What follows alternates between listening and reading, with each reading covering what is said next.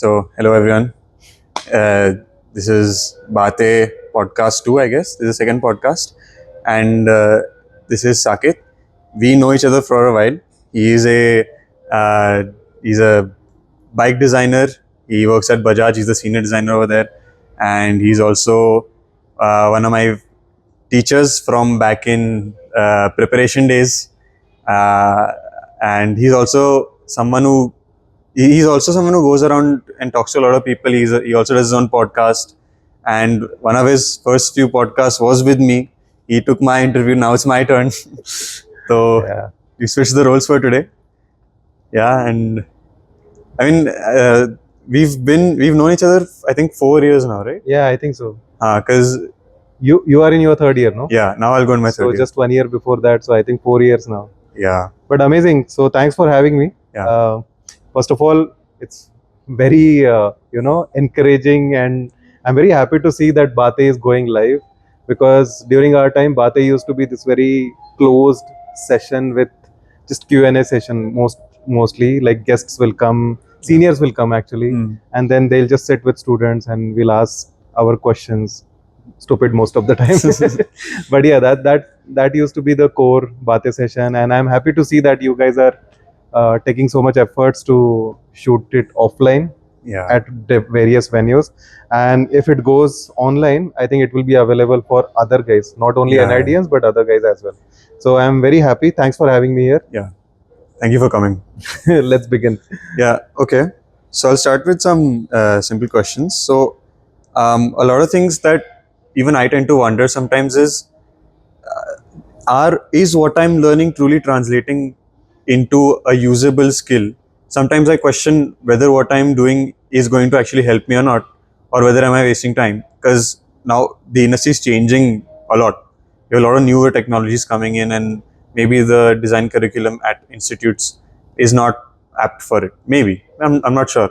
Okay. But I want to know what is your perspective on whether how design education changes someone's views on things or perspective on things, and how can that benefit someone compared to someone who just knows a lot of softwares. Okay. Very deep question to start with. Yeah. Okay. But I think if I understand correctly, you are asking that how a design education, or uh, the kind of design education you have, I think you are asking how that can change your career trajectory, right?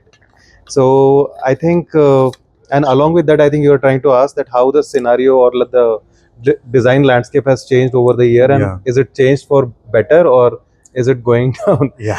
Okay, so if I have to tell you very quickly, see, I entered NID, like my design journey started in 2011, and it's been close to 15 years that I have seen this industry. I think there are so many positive things. There are a couple of negatives here and there, but as we are growing as a country also, Yeah. it's helping design community a lot.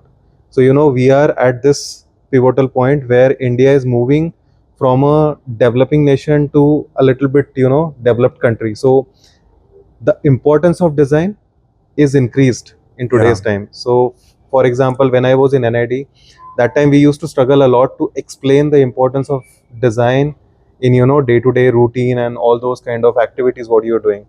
But today everybody knows like what is design. In fact, today if you go and ask a random person like, do you know any designer, he or she might just tell about couple of designers from India. So that's a beautiful transition, I would say, and I think we are heading in the right direction where India is growing, economy is growing, people are willing to spend on quality products. Yeah. So importance of design is being understood. People are not minding to spend extra bucks for better design. So I think we are at a really nice junction where design is becoming important. That also increases a lot of design opportunities, right? So again, 15 years back, not every company has a design position or a designer working there. Yeah. But today, I think every company has designers, like be it product design company, be it automotive design company, or be it just a startup who wants their website to be made. Yeah. Right? So every company, small or big, doesn't matter, designers are there. So I think the opportunities have gone up like anything. Coming to couple of negative parts, I think because of so much of technological improvements, sometimes students are getting little overwhelmed.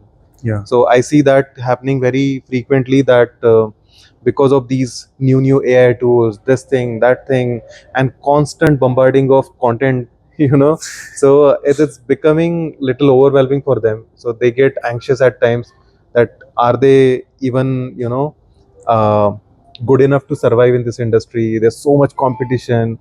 So I see that as a negative thing, because when we were there in NID, that time it used to be a small cocoon, and we knew that okay, we have taken a risk to come here, and we knew that only few of us are there, so it will be easy to get into industry.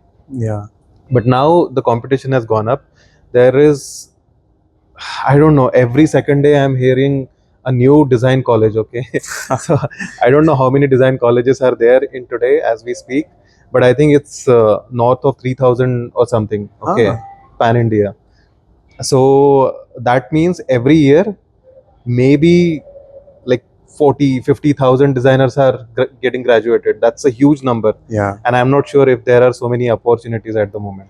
So it becomes very challenging, at the same time very adventurous also, in a way, to crack your own space as a designer. And that's where I think design education plays a huge role. The question you were asking, design education is extremely important. And there are few things which are very positive, as I said, because so much of knowledge is available easily on social media. If somebody is very keen on learning, if somebody is very proactive in understanding what he wants to learn, I think there is enough available. So formal education is not required in that way. Like, to Yeah. grow as a designer, you can do it on your own. At the same time, formal education is required so that you are on the right path. Yeah. Because again, there are so many distractions, so you might spend your most of energy into learning something which is not relevant. And I think design education, design institutes, I think they should make sure that you are following the right path. And wherever you are getting overwhelmed, wherever you are getting stuck, or you are feeling very demotivated to do design, I think that's where design education should play a role to keep you motivated, keep that initial charm alive, because of which you entered design. I think one of the uh, disappointing things when I meet any new bunch of students is that they seem to forget why exactly they entered into this creative field, right? So initially, like, because in our time we used to take so much risk. There are so many stories, you will be blown away with the kind of sacrifices people have done to get into design and things like that. For me also, I left my well-paying job. I was about to go for my MS in USA. I was preparing for GRE. Then suddenly I got to know about design. And you say it's inner calling or something like that, but I felt that this is what I meant to do. And I literally sacrificed everything to do design. And trust me, when I was entering design, I didn't know if I'll be getting placed, if I'll be getting a good salary, good job, nothing. So my mom was asking me, like, do you are you sure that you are leaving your job, you're not going for MS? Are you sure you want to go here? What kind of salaries do they get, designers?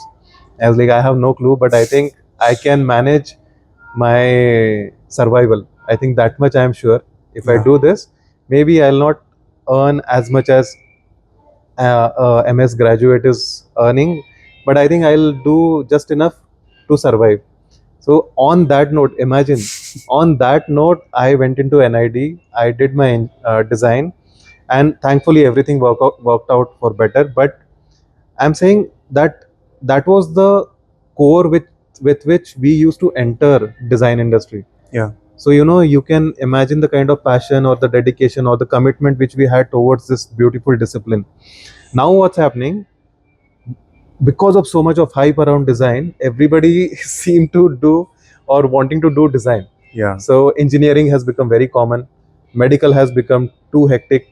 So then students just want to have a career where they can just go enjoy and earn decent. Okay, Yeah, that's the perspective, and I think that is not the right motivation to do design. I think that's completely fair. so that's why I think you need to remember like why exactly you are entering into design, and once you are very clear, then I think all these new AI tools, all these new you know like growing competition or things like that, I think they will not bother you, Yeah, because you are very sure in your mind that you are not doing this only for money. Of course money is very important, I'm not saying that, but you are doing it because that's your inner calling. You genuinely love solving problems. You genuinely love expressing your ideas. You know people I feel immensely blessed that we are in a discipline where we can literally control the future, and that's a huge power, right? And so imagine that whatever you are thinking, whatever your imagination, your ideas are there, you are getting a chance. I'm not saying that you will be able to do it, but you are getting a fine chance to make it happen. And yeah, that's a huge power. Like, we can control the aesthetics, the functionality, the kind of human behavior which will be around that design. So I think we are blessed with that superpower. And if you think from that point of view, I think it is very easy to stay motivated. It is very easy to stay committed for the design discipline. So whoever is listening, if you are getting anxious, or if you are getting demotivated because of seeing these news, or your peers earning more than you and all that, I think after a point it doesn't matter. yeah, You just focus on your own journey, your own growth, and every discipline has certain avenues where you can make insane amount of money. So you need to be observant, you need to be alert all the time to see what kind of things are happening. So yeah, so design education I think plays a nice role in that. So institutes should focus on these things, like yeah, they should remind students constantly that they are here for the passion, they are here for solving problems, and for that they need to hire teachers who believe and trust this design process. yeah, There's another sad part which I have noticed, because there are so many colleges coming up. Obviously there are very few design faculties. So many at times I am seeing students, like just graduated students, or maybe in their final semester, they are joining as faculty in some colleges, oh, because faculties are not getting any teacher to hire, students are not getting jobs. So then what?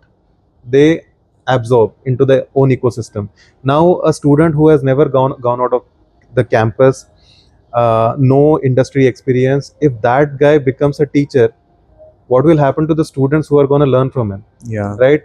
So I think that is a big problem, I think, which I am seeing because of this growing design community, growing design colleges. So I think that part, design education, design institute should take care.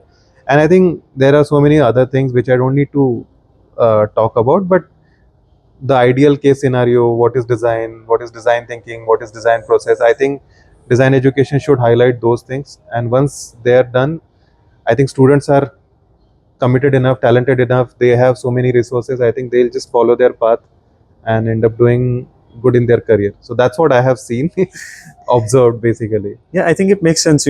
Even yesterday I was actually talking to my friend about this. He came to me telling me, bro, I don't feel as passionate as we did before I went to college. Because I remember we used to shoot films for fun, and that was the best experience. But now that he's Yeah. in college, he told me he doesn't feel he did anything in 2 years, like the way we used to do things so quickly.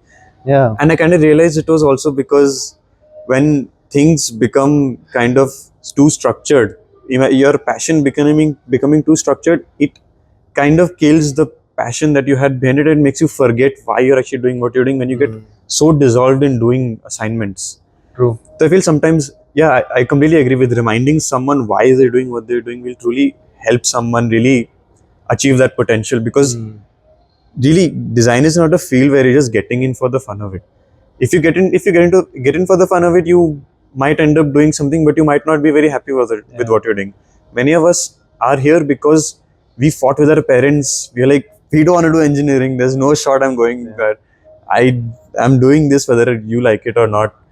And that kind of passion, it really makes you want to do crazy things. I think some of the people that you said who take risks in these things, those are those kind of people that are like, Yeah. they're doing it because they saw an opportunity, they saw something that they could believe in, and they just did it. And that's where kind of like design. And you said there's less job opportunities, but I also feel if we as a community or we as designers start encouraging entrepreneurship within our community, I think that by itself will create more jobs and True. create more opportunities for people. Because India, as you said, is still developing, right? Now it is getting to a developed stage. That means we are more capable of starting our own things. We don't have to rely on external Yeah. things. So I think design education also in some ways does teach you to how can you do entrepreneurship. Because like in product design, we design products, we can do the manufacturing, we can sell them, we can do things by ourselves. We don't always need to hunt for jobs. Hmm.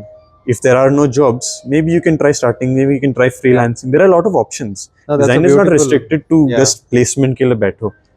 That's a beautiful point because I think, as you said, uh, everybody need not to be doing jobs. Entrepreneurship has become very, very effective, and especially design. I think we have certain skills to do really well as an entrepreneur. At the same time, there are some specific skill sets which are required, and I think design institutes, design mentors, I think they should teach those kind of skills. For example, I'll tell you, like in college as a designer, you will learn to create beautiful products, okay, but do you understand how to sell them? Yeah. You know, selling is a different art, storytelling is a different art. If you have an insane product but there is no customer, what will happen to that product? It will become a masterpiece, it will lie down in your showcase, that's it. Yeah. So entrepreneurship is a lot about finding that space, finding a problem, and then delivering a solution for that, and then definitely designing in a way it becomes like very user friendly and those kind of things. So design is just one part of this bigger ecosystem. Yeah. Like, so when somebody wants to become an entrepreneur, I think he or she needs to understand all these kind of areas, and I think design education should include entrepreneurship as a course or as a module. Yeah. And it should be those long modules like technical projects or your system design, where you are not spending like 1 or 2 weeks, but you are spending like couple of months on that project. Yeah. So you can take, like, for example, I don't know, but this is just my random visualization, that if some college plans out a discipline in a way that when they are entering, maybe first semester is your foundation, so you are teaching students how to do take care of skills and things like that. Second semester can be about problem solving and coming up with interesting products and things like that. Third semester could be about enterprising, so you take that product, create a company around it, uh, create uh, of the entire ecosystem, go to the field, talk to customers, try selling those products, see what are the missing pieces in the puzzle, come back to the college, build another product or improvise the product, again go to the market, try selling it. I think the third semester objective should be selling like 100 products, 100 designs of you, That's the something best like assignment. that. And then finally, final semester could be your professional experience, where you are getting industrial exposure and things like that. So I think 4 semesters everybody will understand if they are meant to do like entrepreneurship, if they are meant to do a day job, what is matching best for their skill sets and things like that. And at the end of fourth year, then they can decide for themselves ki kya karna hai.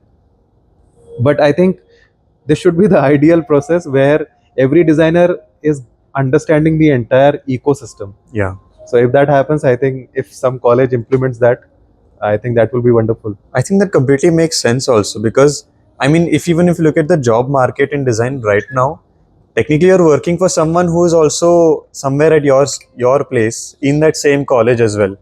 You'll find so many of my own seniors, so many of your seniors also must have started bigger companies that eventually we are now going to work for. So True. if they can do it from having had gone from the same process we have, so can we. Yeah. So why not do it? Why Yeah. not create more jobs? Why not try to innovate? Why not get India to a level where we become a country of innovators? Yeah, yeah, yeah. That truly makes sense because if you think if you study our Indian history and the kind of companies we have, it's mostly service based companies. So we are Yeah. excellent service based economy. So Infosys, TCS, everybody is providing service to the West. Yeah. Okay, but we are not product companies. Like अभी पिछले 2-3 साल में we are seeing lot of products, so that's a good thing. But till now we are just providing services. So when designers also go into their like they start their professional journey, their usual thought process is that I'll work for a client, I'll work for a company, I'll work for as a freelance designer where I'll keep providing service. Yeah. Dude, you are a designer, you can create your own product, you can Exactly. sell it, you can make a company. So I think people who are willing to take little bit of risk, I think they can start their own company startups. And as you said, there are many examples from NID itself, from other design colleges itself, who have went to an unorthodox path and then ended up making a brilliant startup, failed multiple times of course, but yeah, that's a valid career option, and I think students should realize that. Yeah. And also when you are thinking about taking risks, no, I think the risk appetite drastically goes down as your age goes up. Okay, so when you are in college, I think the risk appetite is very high, and I think students should use that to their benefit. Because as you go ahead, let's say once you get married, then you have a family to take care. Once you have children, then you have to look for his or her education, future, and all those Yeah. things. And then that is not the point when you would be willing to quit your job and start something of your own. But in your college, imagine first semester, second semester, you just take uh, an after 8 project, after 8 p.m. I'm saying, after 8 p.m. you are just sitting in the studio slogging your blood, and then Yeah. putting that extra effort to create something which is very personal, which has that moonshot capability. Like Yeah. if it fails, it fails. But if by any means, if it gets successful, then it should become like $1 million company. Yeah. That kind of risk, if you can take during college, I think that will be the best space to start. For real, and I even hear this a lot, that you will never get the resources a college provides you after you graduate. So Yeah. if you feel ki I'll start my own thing after college, I think it's taking a more risk, and you might not even have as many resources as you would in college. In college, you have a massive library, you have Yeah. faculties, you have students, you have tools, you have all the different machines you need. You have to make use of these resources to its fullest so you can actually get something out of it. Actually, and unfortunately I didn't know that these kind of things exist in the college. uh, Later I came to realize that okay, college provides so many things. But I think students, if they are listening to this conversation, they should be aware that there are so many things which are available. They have incubation centers, Yeah. who are ready to invest into your own idea, like your ideas. And getting that first seed funding, what you call now, is very easy at the college level from your own college. Like NID also has, Yeah. I think what the incubation center, Yeah, Nidus. I No, don't no, know. no. Nidus is the shop. I don't remember exactly what the But incubation center was called, incubation but center yeah. is there. Then every college, like IITs, are known for that, and that's why a lot of startups come from IITs. I Yeah. think every college should understand that. Students should be aware of that, and if you have an idea, just be willing to take that risk. 1 साल fail हो जाओगे, 2 साल fail हो जाओगे, उसके बाद में job कर लेना इज ओके. बट वो 2 साल का जो रिस्क है, अगर सक्सेसफुल हो गए, So you can literally hit the moon. And it's so much easier to take risks in college Yeah. because you're in a controlled environment. You're not Exactly. actually putting a lot of things on the line. And True. if you do try to get some funding from your in-house incubator, then why not take that opportunity and do something out of it? That's always something True, best. true. Yeah. So if I have to, because this podcast has an audience of young brigade of designers, right? So if I have to just point out like few things which they should be focusing a lot uh, to really grow in their careers. uh, I don't want to waste time in telling all that cliched answer where people are just saying that you need to work hard and become excellent at sketching and all those things. That's obviously that's Yeah. given. You are a designer, you need to know all those things, but everybody is gonna know that. So Yeah. if you have to excel in your career, grow in your career very well, there are some other areas where you should improve, and you should learn all those skills. So, and this is coming purely from my own experience and whatever I have observed. So because I run a podcast, I usually meet extremely successful designers, and talking to them, they make me realize that there are certain things which they did as a college student or as a entrepreneur or as an employee. Because of that, they stood out in the crowd of designers, and then they became very successful. So first thing is pattern recognition. Okay, this is not I think this is going to be the most unique set of skills you'll hear. But I think it makes a lot of sense to me, so hopefully it will make sense to you also. So successful designers, no, they are really good at recognizing the pattern. So what do I mean by that? Pattern is something what has happened in the past, what has worked very well in the past, what is working today. If you are understanding the patterns, and usually most of the trends, most of the things are cyclical in nature, so Yeah. they will repeat after some time. And successful designers, successful people in general, they understand that. And if you understand the repeating patterns, what will happen is you will be able to forecast very well that what is going to come ahead in the, for example, right now India is a growing economy. If you study US or China before 20-30 years, probably India is in the same phase. Yeah. Right? So if somebody is successful enough, like wants to be successful enough, he or she will go and study that pattern. Like what has happened exactly at this junction where India is at the moment, when US or China was there, what were the things happening during that time? You figure out so many things, and Yeah. then you see if that was happening during that time in those countries, what is happening in your country in India, and what can be the challenges, what are the future problems, and what can I do to solve them. If somebody is very keen on understanding patterns, no, they will easily understand what is going to be the next big thing. And if you understand next big thing, it will be very easy for a designer to put a problem solving product over there, and that can be a big opportunity. Yeah. And when you are creating all these, when you are studying all these patterns, usually these kind of patterns will result into a nice story. That is your second required skill, which is storytelling. Yeah. Okay, storytelling today, if I am going to all these successful designers and listening to them, no, most of them are telling that today's generation of designers, they don't know how to tell a story. So why story is very important in a journey of a designer is that most of the time the ideas are very radical. It's coming from your thought process, and if you don't connect the dots properly, it will be very difficult for that designer to sell your idea or Yeah. convince that client that okay, this is going to work. I'll give you a brilliant example. Steve Jobs, of course everybody is a fan of Steve Jobs. Yeah.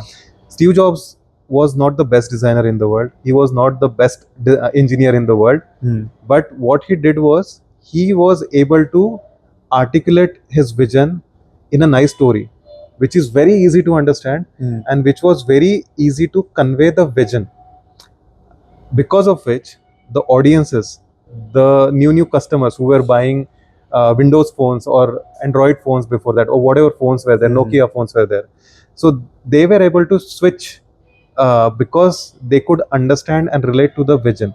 So if you remember some of his launches, like I don't know if you have seen, but when Steve Jobs launched the iPod Nano, Yeah. he didn't go to the podium and said that, okay, we have designed the most compact music player in the world and all. He said very interestingly that he showed the jeans pocket, that small pocket. He said, I have always wondered why this small pocket was there in my jeans. Yeah. But today and then he removes the iPod Nano from there, and he says that today we'll all know why that pocket has provided. Yeah. Yeah. So that way it created a lot of interest, and then instead of saying that it has 1 GB space or whatever space it had, he said that this is 1000 songs in your pocket. So he was not telling the obvious things, but he was telling what users are getting in the end, and what kind of experiences they will have, how that product will help them stand out. Yeah. So that was all part of the story, and all the commercials. Apple is a great you know case study to understand all those things. So I think uh, storytelling is really really important if you want to become a really good designer. The third thing I think for a designer it's very important is having a really good relationship with failures. As a designer you are bound to fail every now and then, and if you are getting demotivated very fast, I think it's gonna take a toll on your emotional health, and it's not good. So I think you need to have a very positive relation with failures. And if you think about it, success usually doesn't give anything. Like it's just a validation, or it will give you little bit of kick that you are on the right path and all those things, but other than that it doesn't help you a lot in your design journey. Whereas a failure will always help you, introspect, retrospect, figure out what is going wrong, take a new approach, and oftentimes, like if the failure is big enough, oftentimes it can literally change your design attitude, and it can change your entire career path. It can change your personality overall, and it has happened to me every now and then. So I don't worry too much about failing. So I think failing is really a nice thing. It's a very positive thing, especially for a designer, and it also increases your risk appetite. And if you want to create something very impactful, I think you need to have a good risk appetite, and for that you need to have a good relationship with failure. You should not worry too much about failing, and I think college is the best place to fail as much as possible, because there's a saying, right? After 50 failed dates, you will get that 51st successful date. Yeah. So अगर 51 chances लगने ही वाले हैं successful किसी चीज के लिए, तो it's better to fail fast, no? Yeah. So जितना जल्दी हो सकता है उतना फेल हो लो, so that you will get to that success very fast. So I think that is another important attitude to have as a designer. Another thing I feel, as a student you should build this habit, is asking questions. Yeah. Don't be that person who is always sitting on the last bench and sketching and working in his own zone always. Don't be that person, because we are not artists. Artist के लिए ये सब सही है, क्योंकि artist can sit in the room, he can just visualize, imagine, and put it on the canvas, and it can be something really beautiful. Yeah. But for a designer it's very important to understand the real world, because we are solving real world problems, right? So to understand that, unless and until you experience something, unless and until you interact with customers, users, your horizon of thoughts, no, it will remain limited. So to widen up, I think asking questions is very very important. You need to collaborate. You need to, however stupid it might be, you should ask questions. You should ask question to your faculties, your friends. Good design, bad design, doesn't matter. You ask question like why this is a good design, why it is a bad design. If a bad design is selling well, ask why. What is so good about this bad design? Don't be very arrogant in calling every design as a bad design, because if a bad design is selling, then it is a good design. Yeah. Because it's solving a problem, right? Like for example, when Tesla Cybertruck was launched, everybody criticized that Cybertruck. but it ended up doing a historic record breaking sale, right? Yeah. So then there were few people who could relate with that product. So for them, that product was solving the problem. So that product, I don't think it's a bad design then. Fine, it doesn't fit into the traditional definition of the design, but it is a successful design, right? Yeah. So it is a good design. Then you need to ask why is it becoming successful, why people are able to relate more with this product. So asking question is always good. And one last skill to develop as a student, as a designer, I think it's replace competition with collaboration. I think competition, no, it helps you to a certain extent. Mm. It's fine, as I was saying, don't be that person who is always in the room and then just working or his or her own project. Don't be that person, because what happens when you are working alone, you are, and see, logically understand that as an individual you can only learn limited things. You have limited energy, right? You can only learn limited things. Yeah. So you can only learn limited number of things, you can only do limited number of things, perspectives are limited. But when you collaborate from people of different disciplines, different perspectives, different expertise, you will see that collaboration is bringing new perspectives. It might redefine the way you were looking at a certain product. There is a reason why in the music industry collaborated songs do well compared to normal songs, right? You would always see, that just a melodic song will not work that much, just a rap song will not get that popular. Yeah. But if there is a combination, that this song featuring this rap artist, that will blow up like anything, Yeah. because it's adding a new flavor.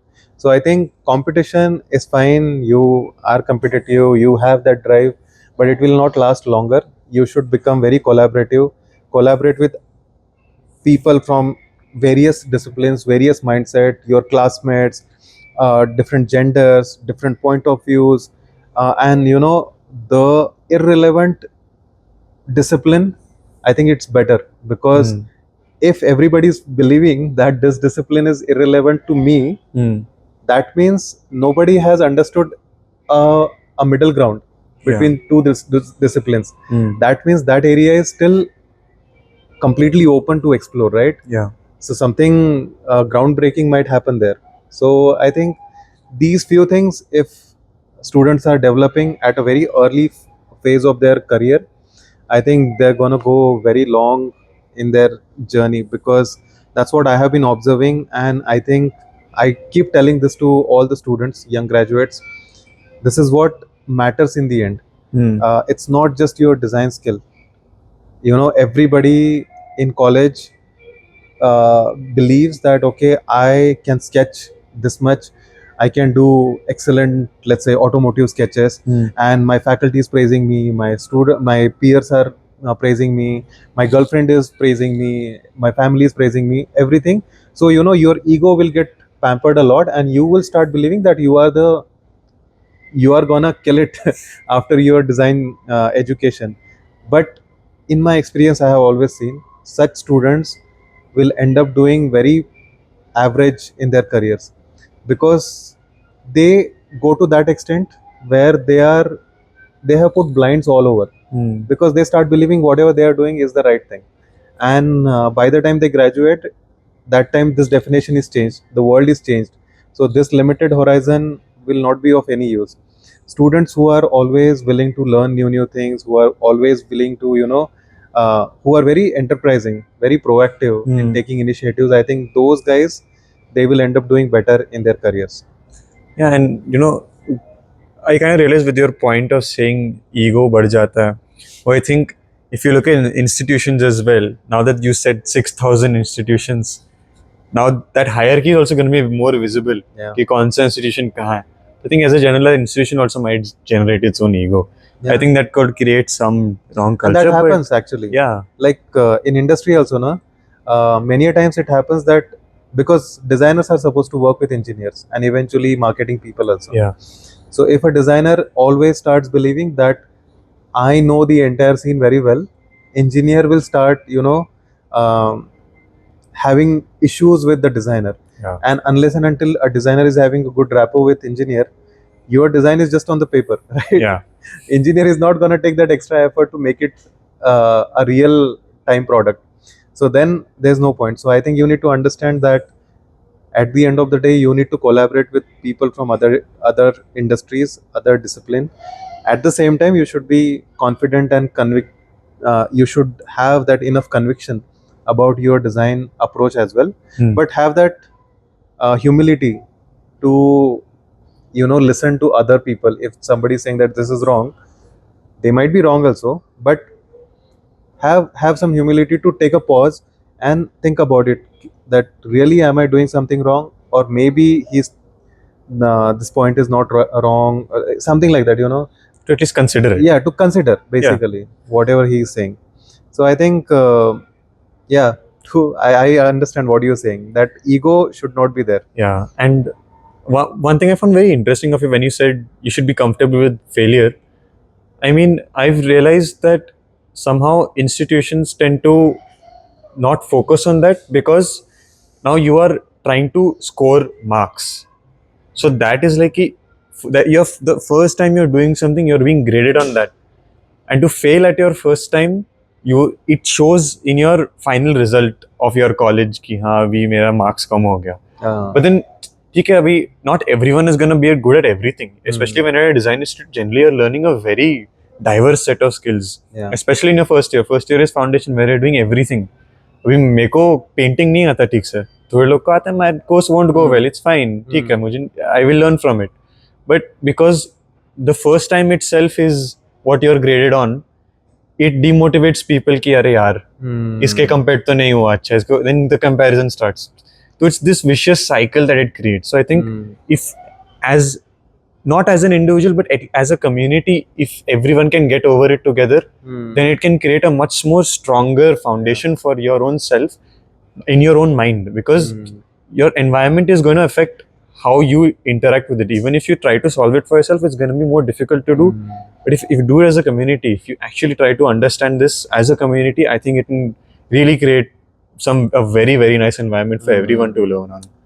You are right, and I agree that you need to have this very positive culture around failures. At the same time, I understand that it might not, see, this is a very idealistic scenario what we are talking about, right? And because I have seen student phase, I have seen the side of faculties also. They also have their own limitations. So they also, at the end of the course, they also have to rate and things like that, and they have to prioritize grades, for example. So I think it becomes a balancing act for everyone. So students also, they should be willing to fail. At the same time, they should be careful that whatever the faculty is asking, deliver that, because sometimes you might realize that whatever the faculty was asking, you were taking it the wrong way, but he was asking for your own good only. So sometimes just because somebody is asking, just deliver it, because you are in a student phase, you are in that molding phase, where you are also learning, you are also creating your own belief system, right? So that time, don't be very arrogant in saying that is faculty ko kuch samajh mein nahi aata hai. So, and sometimes it's also a matter of communicating properly. Sometimes you are failing, you are taking a lot of efforts, but if you are taking all that effort inside your room where nobody knows, which nobody knows, and at the day of submission you are just popping out from somewhere and showing a sheet of paper which is looking like a very careless sort of a act, then faculty will have a very obvious understanding that this guy has just wasted time. So sometimes it becomes very important for a student also to communicate what they are doing. Keep faculties in a loop. So for example, if you are taking efforts, even if you are failing, don't be embarrassed, but go to your faculty and tell that, okay, last week I was working on these things, see, I have done all these things, but nothing worked out. What is your feedback? Ask feedbacks, get his opinion, and that's how you will learn. So I think you need to have that optimistic mindset also, that okay, if somebody is a faculty, he might he might not be good also, it's okay, but वो सही भी हो सकता है. So give that benefit of doubt. Have a good relationship with every. So understand that you are in a college to learn as much as possible. So it's like literally a packet full of opportunities, and you are there to extract as much as possible, right? So faculty में 10 चीज़ें खराब है, एक चीज़ अच्छी है ना, उसी एक चीज़ को extract करते रहो. Like for example, I have been to so many faculties जिनका मेरे discipline से relation नहीं है, but I went to someone just because I like the way he presents. I like the way he communicates. So I was very impressed with that. So I just went to him and I said, "See, sir, I am every jury I'm struggling to convey my idea. My English is broken. I don't know how to improve it. But you do it very effortlessly, very seamlessly. How do you do it? Please give me some tips." And then to my surprise, he gave me a couple of tips which were very easy to implement. And I started doing that, and I could see improvement in the next juries. Okay. So, I come from a Marathi medium background. My English was very bad. So obviously, मेरा communication अच्छा नहीं था. But then because I started, I had that student attitude all the time that I was trying to learn from everyone. Like for example, when we also shot podcast. Yeah. So in that podcast, even though you are my student, I was sitting there as a student. Yeah. You look at that frame and listen to the conversation. I have given that full what you say, that enough freedom or the podium for you to speak, and I am there to learn. And from that podcast also I learned a lot of things. Yeah. So it's never from one person you will be learning everything. Yeah. So you need to keep that positive mindset. However bad your faculty is, there might be one or two things which you can learn. Just try to learn that. As I said, it's a packet full of opportunities, your college. Extract as much as possible, जितना भी हो सकता है. हर एक faculties के पास जाओ, कुछ अच्छी चीज़ सीखो, convey, communicate, all those things. I think then you will start that things around you start becoming little positive. Yeah. Your faculties will also start respecting. Your juries will also go smoother. So yeah, those kind of things. Just coming back to the point which you are mentioning, that idealistic scenario is gonna start with you. Yeah. So you change yourself, and probably looking at you, hope that couple of others will also change, and slowly that change will become so big that your idealistic scenario will Become a reality. But till that time, you become the change. That's good. That's very insightful, actually. Yeah. Okay. So moving on to the next question, I really wanted to get a perspective on what do you think as a country, what kind of opportunities do we have, and what kind of challenges might we face when we graduate, or what is the current scenario of how things are?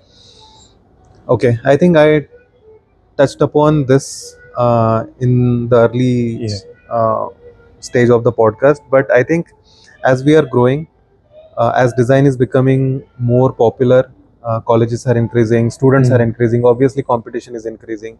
So it's very important to understand how to place yourself as a designer. Yeah. So if you just follow someone and try to become someone else, there's going to be a very little chance of you standing out in the crowd. So I think in this growing design community, I think it's very important to understand you need to have that extra edge as a designer. It's very important. Yeah. You can't be just another designer. So what is that edge? For example, if I am today a motorcycle designer, so obviously motorcycle designing is one of my edges, but along with that, now I am doing content creation. So that is an extra edge. So if tomorrow someone wants to, I'm gonna be giving a session very soon, end of this month, and to my surprise, I'm gonna be talking about content creation. Oh. And and that session is gonna be in a design institute, and Okay. I'm gonna be there to help teachers and mentors to help them to shoot their own content for students. So they are starting this new platform where teachers are gonna create content teachers are going to create content, maybe sitting at their home or here and there, and those content will be put in the cloud, on the cloud, and then students will be able to access it. So it's like a Udemy for that college. Okay. Let's say that. So in that case, how a teacher can shoot a content. So I'll be giving a session on that. So that's a very different sort of what you say, door of opportunities I have opened for myself, right? Yeah. So if tomorrow, see, some design director only called me for this, but that design director got to know my journey, and then she felt that okay, he can do this because he has started from this background, and he's a designer also, and he understands these things. So now I am creating my own space.